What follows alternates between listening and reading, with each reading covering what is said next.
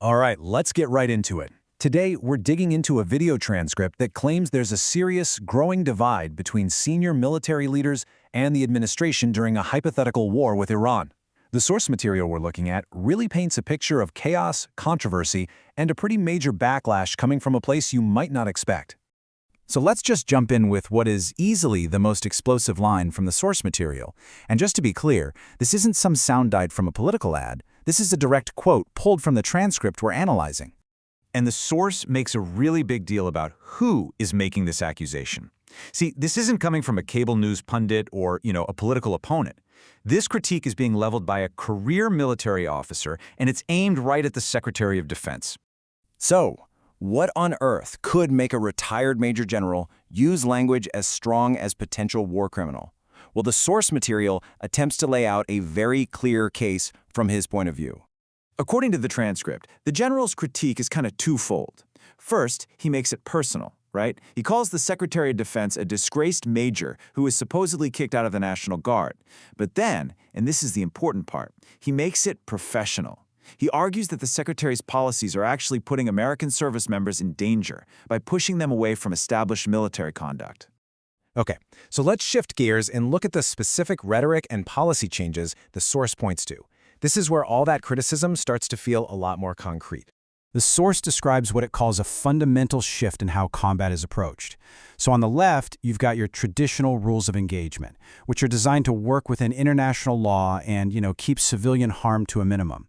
But on the right, you see this new doctrine described in the transcript, a doctrine of maximum lethality aimed at, quote, untying the hands of our warfighters by basically tossing out those traditional rules.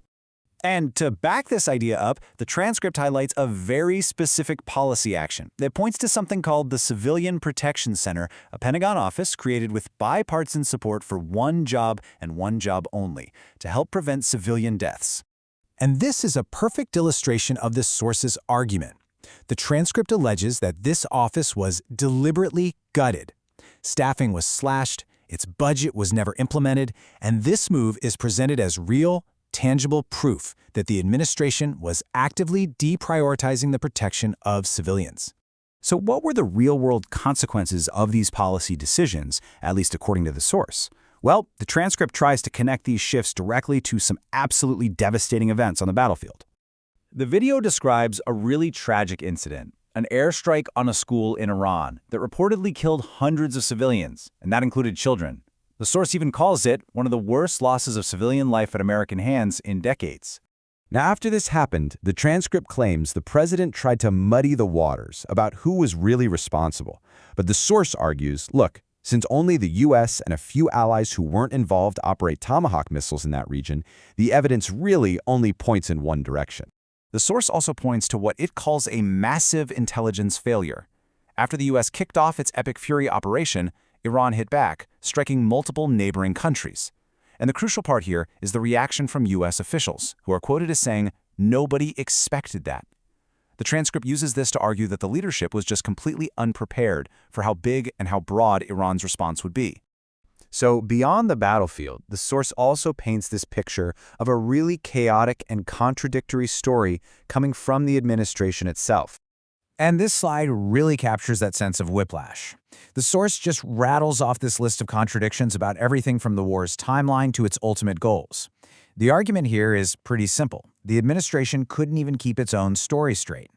And finally, the transcript brings all of this right back home to the American public by focusing on a tangible, everyday impact. So, with the conflict disrupting the Strait of Hormuz, the source reports a direct hit to people's wallets, a nearly 50-cent jump in gas prices in just 1 week. And to make this point, the transcript uses the voices of ordinary people.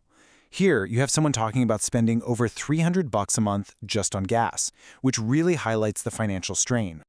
Then you hear from another person talking about sticker shock at the pump, explaining how nearly 2 hours of their workday goes just to pay for 1 tank of gas. These personal stories are there to ground this whole geopolitical conflict in something we all understand. And then the source contrasts those hardships with advice allegedly given by a GOP official. The suggestion to just skip a trip to Starbucks, well, in the transcript, it's portrayed as a really dismissive response to genuine public concern. So you've got all this as a backdrop, right? the policy shifts, the consequences on the battlefield, the confusing messages, the cost at home, and all of it brings us to the source's central point. Why does this military backlash matter so much? And this really gets to the heart of the source's argument. Criticism from senior military leaders just hits different. You see, political attacks can be waved away as partisan. Media reports can be spun as fake news. But when career military officers, a group that's traditionally held in very high public esteem, start raising alarms, it casts a unique and powerful kind of doubt on the whole mission. And that's really the fundamental question that the source material leaves us with.